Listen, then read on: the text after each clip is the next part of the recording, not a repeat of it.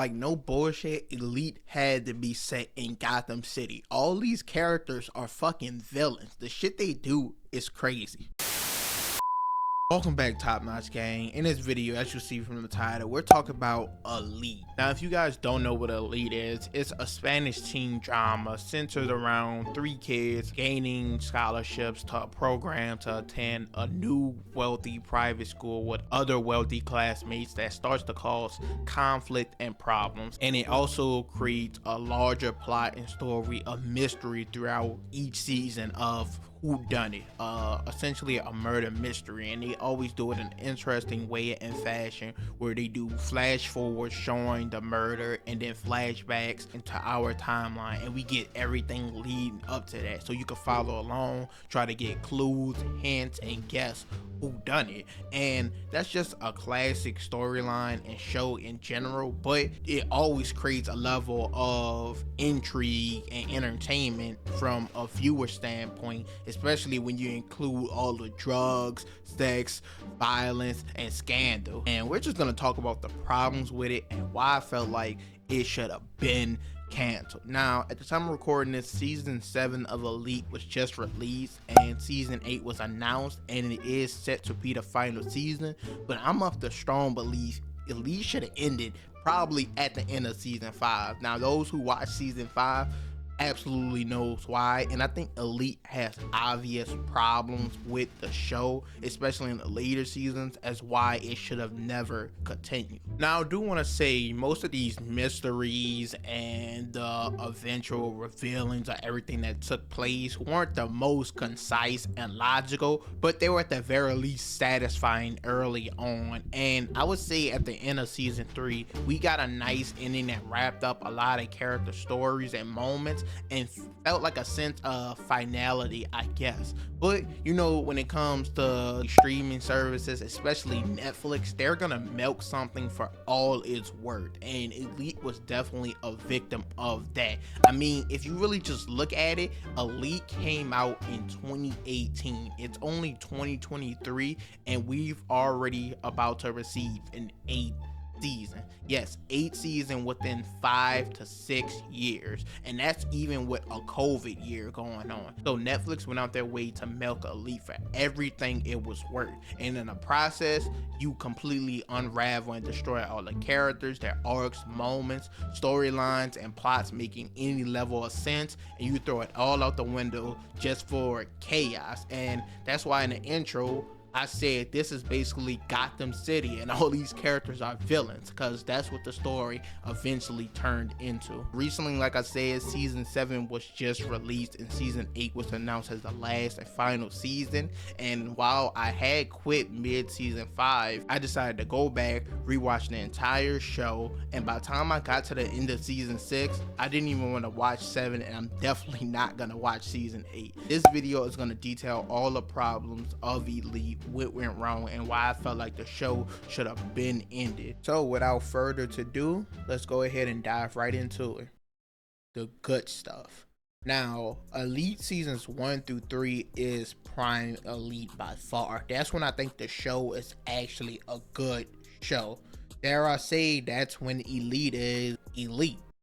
Okay, I'll stop. But that is at the time when the characters and the storyline is the most consistent and the characters are overall the most enjoyable. Now, we'll dive into the characters in its own section, but what actually took place in seasons 1 through 3 of Elite that made it so good, that made fans fall in love with it? Well, as I mentioned, when 3 working class students, Samuel, Nadia, and Christian, start to attend this new private wealthy school, they're all kind of split within their own storylines that start to come together in later seasons. We have Nadia, she's kind of in a battle with Lulu, the popular girl of the school, gets the best grades. She tries to convince her boyfriend Guzman to basically seduce Nadia, get her off her game, but Guzman, of course, ends up falling in love with Nadia. We also have Christian, who gets into a like poly relationship with Carla and Polo that comes to play a key factor later in the story of what's to take place. And then we of course have the main character Samuel, who's having a hard time adjusting to the new school. He meets a girl, Marina, and he falls in love with her. He confesses his love to her, but in the meanwhile they're in a love triangle with his brother, who just got out of jail, who owes these bad guys money. And due to all this, him and Marina grow closer and they end up having sex with one another. And while having sex, she ends up being pregnant. So with Marina being pregnant, she convinces Fernando to steal some watches so they could run away together. But one of the watches happens to contain key evidence that the school that Nadia, Christian, and Sam used to go to was destroyed for some reason. And needing to get that evidence back, Polo, who I mentioned earlier was in a poly relationship with Carla and Christian, he decides to go and attack Marina and kills her with the trophy. Now, being in that poly relationship, Carla and Christian decide to help him cover up the murder. And of course, Nando, Sam's brother who got her pregnant, goes to jail for the murder. I think it actually starts to get interesting is going into season 2, seeing how everything unfolds, plays out, comes to light. All the themes and character arcs that take place within season 2 helps to elevate all the events that took place in season 1. Because now going into season 2, things I failed to mention so that I can get to this point is that Polo is Guzman's best friend and Marina is Guzman's sister. So now we have the best friend killed his best friend's sister, and we also have Sam's brother in jail for the murder, and he wants to help get his brother out. So all the tension set and built up in season 1 carried over significantly into season 2, kicking it off with a bang, getting right into it, carrying out this amazing theme to show the extent, the lengths that these people with money, power, and control would go to not suffer any consequences. We've seen it of course with the watch, the destroying of the school, and now everyone covering up Polo murdering Marina.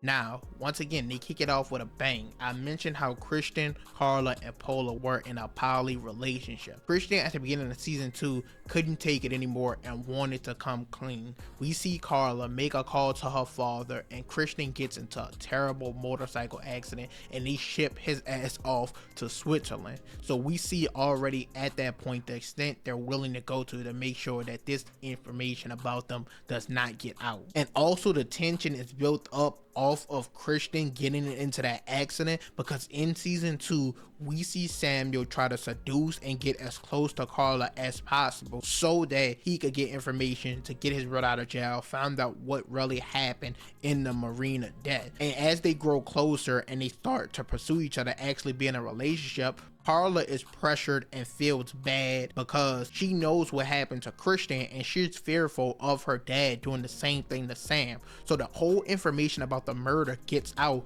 due to Carla not wanting the same thing to happen to Samuel, and she releases the information of course about Polo, and he goes to jail. And all this got us 2 fun, logical and enjoyable twist at the end of season 2. As I mentioned, this is a whodunit, and the style of the show is a flash forward showing the ending, and then it goes back and reverse entire timeline and works its way up to that. And in season 1 of course we got Marina's death, them showcasing that, and then we got everything that led up to that moment. In season 2 meanwhile, we got missing posters showing Sam going missing, as if him searching and going all out to get this information, uncover this mystery, got him into some types of trouble. And it did eventually lead to Carla coming out and exposing Polo. But what really happened is Sam, with the help from Guzman, went into hiding so that Carla would have had to come out. And once he returned, them two, of course, they broke up. They called it quits because she could not forgive him for doing this. Now, of course, with her revealing this about Polo, he did get arrested.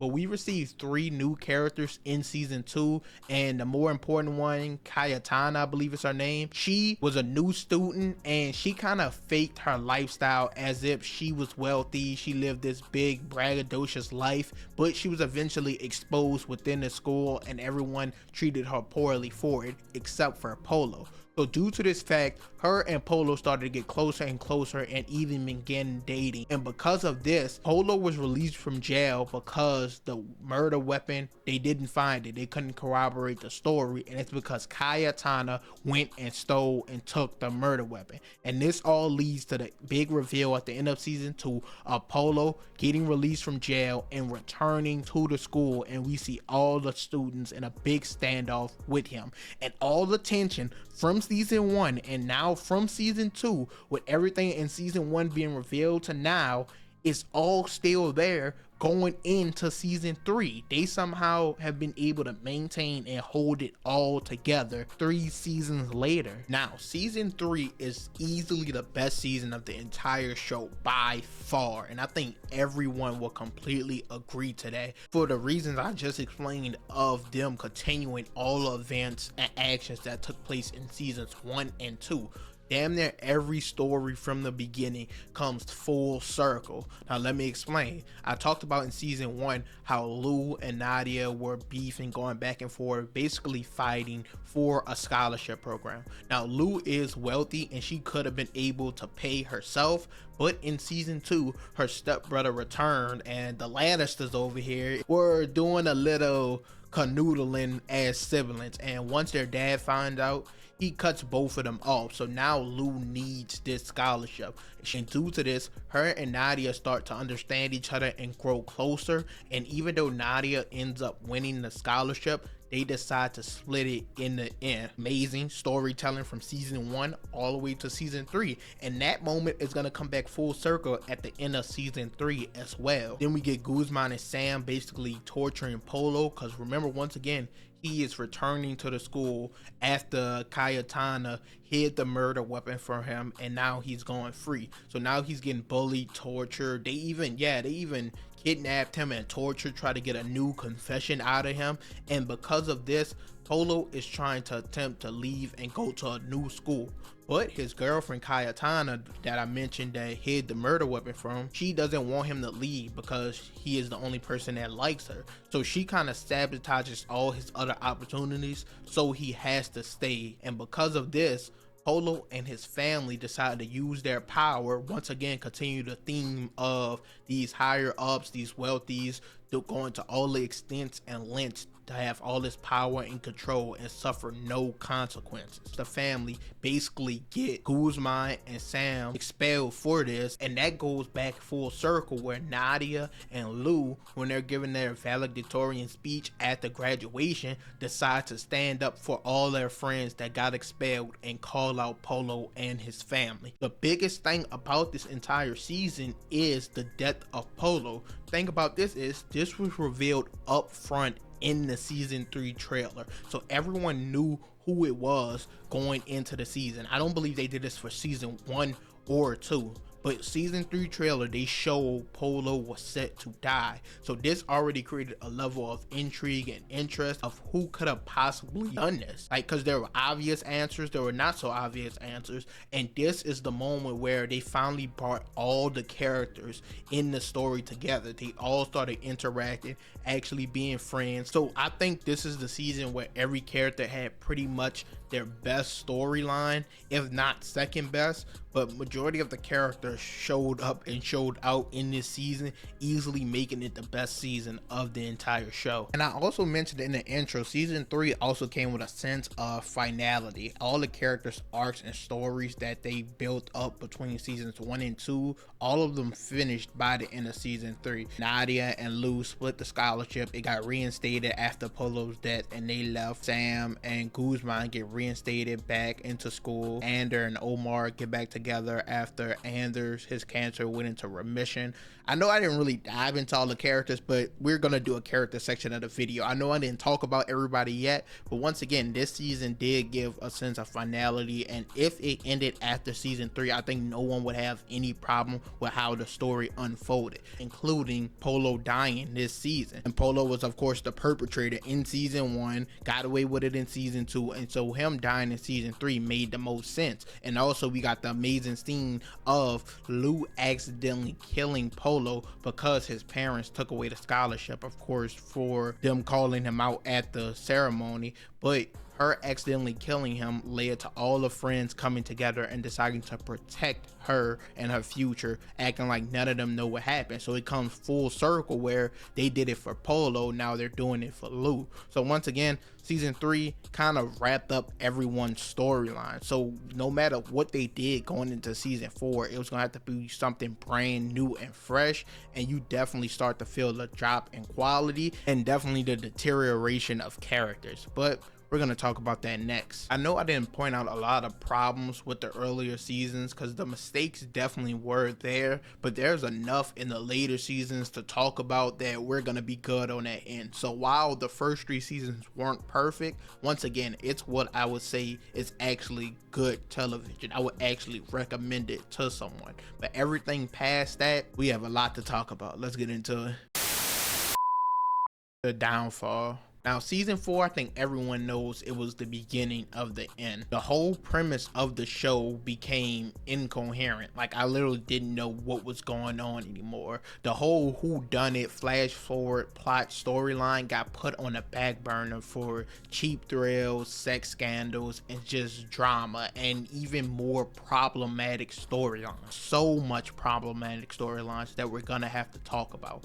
And then season 4 already had the pressure of introducing so many new characters, as I mentioned prior, Nadia and Lou leaving, as well as Carla, Nando gone, Polo dead. So they had the already tough task of having to introduce a plethora of new characters who we had to now get accustomed to, who were just throwing in these cheap, useless, pointless storylines over and over again the entire season. Before we get into that, we got to get into behind the scenes problems that arise as well, because I think they were definitely big factors in the downfall. For starters, the first 3 seasons were written by guys Carlos and Dario, and they both throughout the first 3 seasons also had executive producer credits with a guy Diego. Now this was going smoothly for the first 3 seasons, but at the end of season 3 and going into season 4, apparently the guy Dario left the show. He was replaced by a guy named Jaime. This is where everything started to go south, because no longer Diego, Carlos, or Dario were getting executive producer credits anymore. So it is kind of firmly believed that Jaime was taking control, as he got writing credits for, I believe, 6 out of the 8 episodes in season 4. Once again, when you change writers, showrunners, executive producers, the formula for the show is definitely gonna go in another direction. But this goes even further. The guy Jaime in real life had his own criminal activity going on that even plagued the show further. So I think it goes without saying that this switch up, this change from these writers, these executive producers to Jaime, definitely hindered the show further and got the change in pace, the change in formula, the different ingredients that made the show worse off, because they started to lean more into the promiscuous, sexual, and scandal side of the show rather than the mystery, the clues, the plotting, colluding, the scheming in the background, the fascination with finding out who committed this murder, who done it, why did they do it, how it affects the characters around them going further. It just went to shit. They obviously didn't care about it. So what actually took place in season 4? Let's talk about it. Now, the biggest change to make its way into season 4 is the introduction of a new principal of Las Encinas, Professor Benjamin, who comes to bring a change, get rid of all the drama, scandal. This completely fails because his 3 children are the drama. They are set to replace our older cast of characters, the Carlas, the Nadias, the Luz. 3 kids are Ari, Patrick, and Mencia. Now, these three kids are the focal point of the entire season. Basically, the rest of the show going forward. They kind of run seasons 4 and 5. Once again, new characters that we don't really care about yet are the main focal point of the entire season. They're actually the ones we see in the flash forward, trying to find out what happened to him and everything that's going to take place leading up to that moment. And in the signature flash forward that they do every season, we see that it's his daughter Ari that gets beaten. She's in the pool, but she survived. They're able to save her. So that, even though it's a new character we're not interested in, it brings forward a lot of themes and potentials for this season. Will she know who did it? Will she protect that person? Is it someone close to her? Can we get answers that we weren't able to get because every other character in the past season died when we got the flash forward? So it still created a level of intrigue and interest. And did they deliver on it? Fuck no. Everything that leads up to the moment it takes place and the reveal of what actually happened completely sucks. So Ari, this season, her dad is basically making all the students there on scholarship. He's making them take a test to stay at the school. So Guzman, trying to help out his friend Samuel, he decides to try to seduce her, even though he's dating Nadia, and get her to convince her dad to get rid of the test. Her dad obviously doesn't do it. She finds out, and since Guzman did that, tried to seduce her, acted like he liked her, she decided to start sleeping with Samuel. Now, this created a problem because Guzman and Nadia broke up. They was doing a long distance relationship, which is a problem on its own, them having that. They just wanted to get rid of the Nadia character, obviously. But he decided he actually did have feelings, actually did like Ari, and he decides to go to her house and talk to her, and she begins dating both Guzman and Samuel behind the other one's back. As the season continued, she decided to sit both of them down and tell them she has feelings for both of them and wants to be in a relationship with them both. Now, I'm thinking this gonna have a big implication on what's to come later in the season. It doesn't at all, but her main storyline is she's dating both Guzman and Sam, and they're best friends, and she wants to be in a relationship with them both. She has feelings for them both. Meanwhile, Ari's sister Mencia, her storyline, now this is gonna get a bit weird. She kind of has a off and on relationship, I guess, with their dad. They don't really see eye to eye. Cuts her off financially, and she has to make her own money, and she does it by sleeping with this man Armando. Their relationship grows and gets worse throughout the season, and she begins dating Rebecca as well. Rebecca is scared that Armando isn't a safe guy. She shouldn't be around him, but of course Mencia continues because she needs the money. That relationship between her and Armando grows worse, turns into an abusive relationship, and he's trying to control her. Where we get to the big reveal, that is, at the party, Armando shows up, tries to take Mencia. Rebecca and Ari sees all this goes down, and Rebecca runs to grab Mencia and leave, goes to get help. Ari herself decides to go and confront Armando, says she's gonna rat him out, snitch on him, and he starts attacking her. Who done it, the person it happened to, and the person who did it are both new characters that play no pivotal role to the characters we already know within the story. And then Guzman comes out and saves Ari. And do you know what Ari decides to tell him to do once he rescues her? To go after Armando. This leads to Armando and Guzman getting into a big fight where ultimately Guzman kills Armando with a flare gun. He wants to turn himself in, he feels guilty, but they all decide to help him cover it up. They cover it up. Guzman, he goes and sees Ari in a hospital, basically gives her his blessing to go and date Samuel, and then he decides he wants to leave, travel the world. He wants to get away from Los Encinas, and also his friend Ander joins him. Now, I didn't get into the third kid, Patrick. His storyline this season, he did a threesome with Ander and Omar, but then started sleeping with both of them behind the other one's back after the threesome, leading to Ander and Omar, of course, breaking up. This led to Ander joining Guzman at the end of the season. As you can see, just a bunch of sex and scandal. All four of our main storylines were just centered around sex. Ari in a love triangle with Guzman and Samuel sleeping with them both. Patrick in another love triangle with a different couple, Ander and Omar, having a threesome with them and then causing them to break up. And Sia sleeping with Armando for money. Now notice I said four. We're going to talk about Cayetana and what happened with her in the controversial section of this video, because that's going to be along with what happened in season 5. But that's all we received in season 4, and then we got a half-ass execution of the whodunit storyline, the staple for the entire show, being the worst it's ever been throughout seasons 1, 2, or 3. This is by far the worst it was done. It did nothing to affect our characters in the long run except eliminate 2 more characters that was there since the beginning of the show, Andre and Guzman, making even more roles to fill for new cast members when we already didn't enjoy these cast members that we received.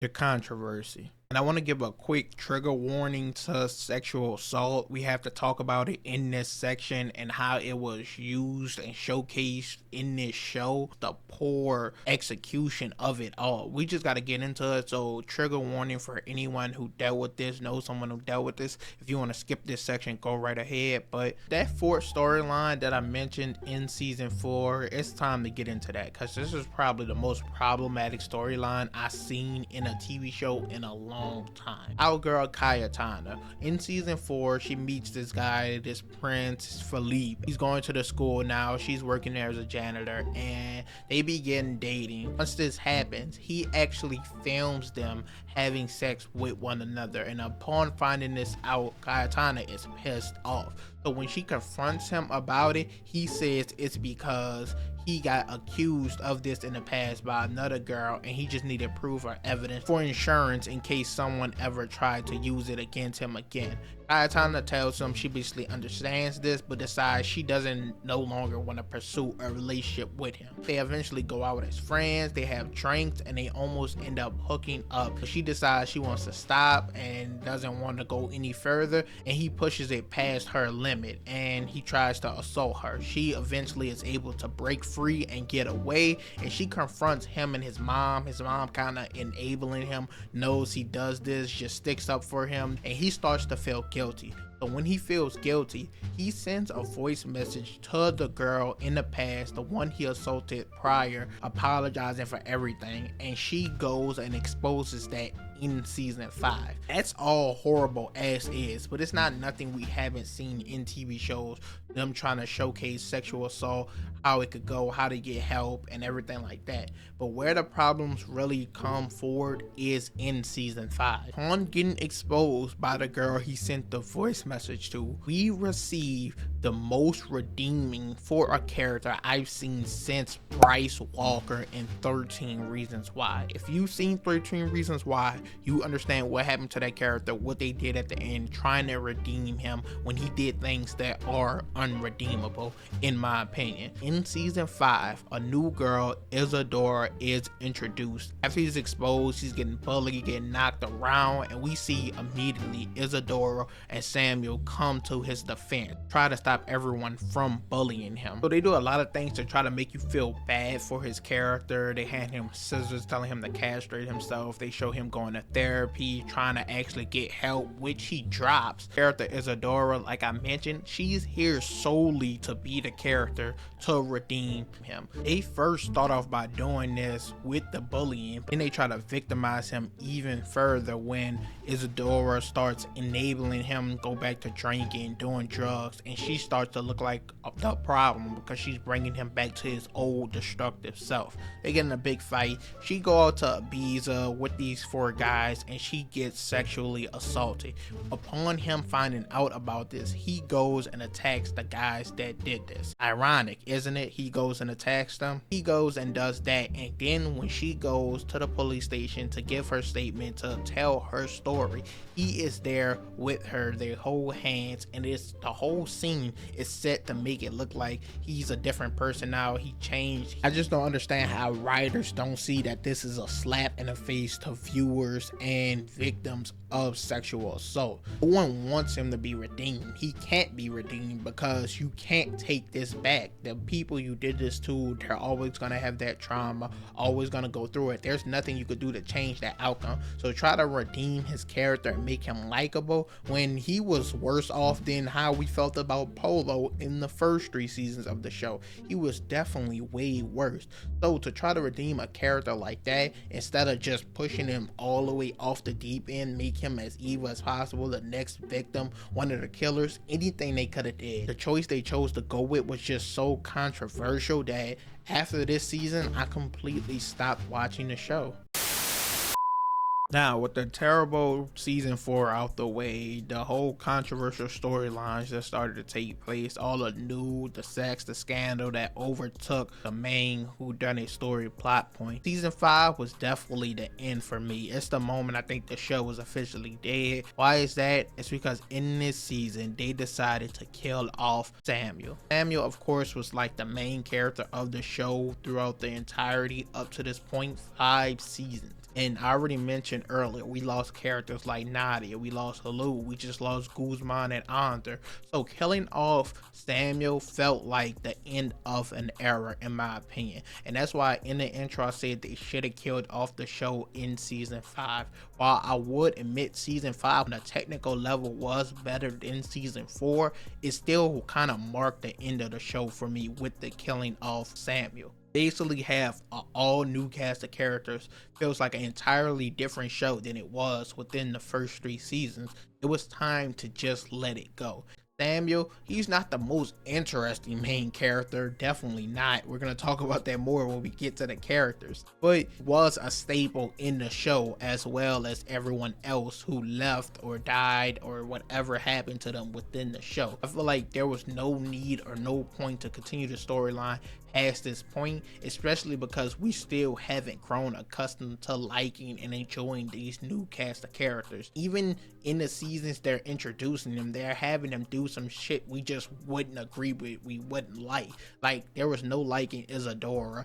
In season 5, when Samuel goes to jail, Ari immediately starts cheating on him. They introduce this guy Ivan, like Philippe. Like none of these characters are likable enough or enjoyable enough for us to continue watching past this point. Season 5 was definitely the end of the show. If season 4 started to downfall, by the end of season 5 it was time to wrap it up. Obviously you guys know they didn't do that shit because here we are 3 seasons later, or soon to be 3 seasons later, and the show is still not done. I'm not even about to cover and dive into season 6 and 7 because in my opinion it's just completely no point. The show is just out of control at this point. I'm actually going to use this section to talk about the characters as well. I'm going to say this, and this is going to sound like a weird critique, but instead of describing each character separately, I think this is a better way to put it. For some reason, in the first 3 seasons compared to the later seasons, it actually felt like all the characters went to the same school. And I know, once again, that's a weird sounding critique, but why does it feel like all these characters are living different lives and have nothing to do with one another? In the earlier seasons, they actually felt like an ensemble of characters. They had rivalries, they had friendship, they had trauma that they went through with one another, and it felt more genuine and just real. Later on, it all feels gimmicky and out of nowhere, and it feels like none of these characters go to the same school. I pointed out that Samuel, he's the main character. Bro, to be honest, he's not interesting at all. But all his interactions with other people are interesting in my opinion. Him and Guzman, him and Carla, those were just fun interactions, fun storylines to see them elevate, how they change one another as the stories go on. In later seasons, it doesn't feel like that. It all feels random. It all feels like they're doing things to get a rise out of the viewers, to get quick, cheap thrills and excitement, but it doesn't work. It doesn't feel like it paid off in the long run. It felt like something they just did for the moment. They had good storylines for the friendships early on. We saw Nadia and Lou go from rivals all the way to friends, going off to college together, them helping her hide the murder. Just so much happened that made them feel like an actual group that went to the same school, that was a part of each other's lives, something they'll always remember. I can't even remember all the characters' names later on to really even compare them to the characters of the past. The characters of the past were just way more memorable and exciting, and you could feel the drought once they left. Once Nadia, Lou, Carla left, you felt it. And then once Guzman and Ander left, Other characters like Omar, he kind of just got filler for his storylines, and then ultimately they just decide to kill off Samuel in the next season. So once again,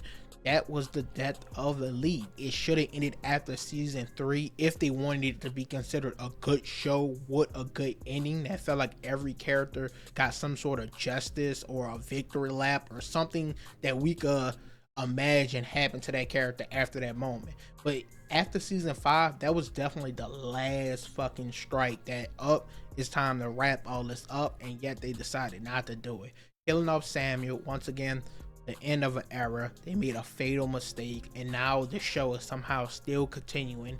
I don't know who's still watching it, but I'm not even reviewing these later seasons because once again, I'm just gonna be the shit I'm gonna be saying y'all wouldn't even believe. Y'all wouldn't even know what I'm talking about. So it's literally a waste of my time, a waste of you guys' time. We're just gonna move on.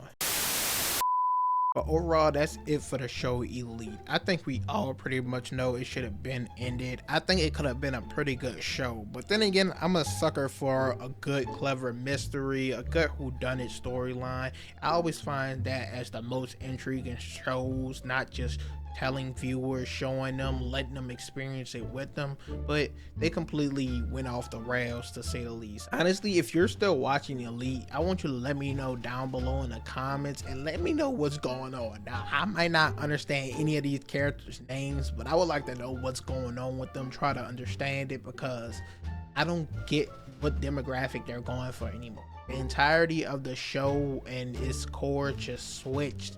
It's not like this is a show where it's like reality TV or what you get contestants and each season they're going for a prize so you can switch all the characters out. No, this is a regular show to where the characters and the foundation of the show matter. You can't change the whole cast and expect everything to be the same. You can't get rid of the main premise of the whodunit storyline, put that on the back burner and expect fans not to care.